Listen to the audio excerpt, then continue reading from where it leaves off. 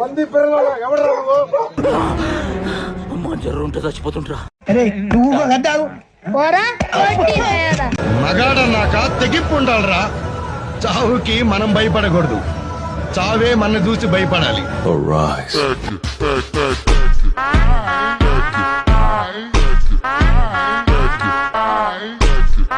అయ్యో నా డార్లింగ్. కుమార్ బాబుకి సిట్టు బాబు అనే ఒక తమ్ముడున్నాడు. ఆడిని ముట్టుకోవాలంటే ఈ సిట్టు బాబు గారి గుండెగా దాటెళ్ళాలని సార్.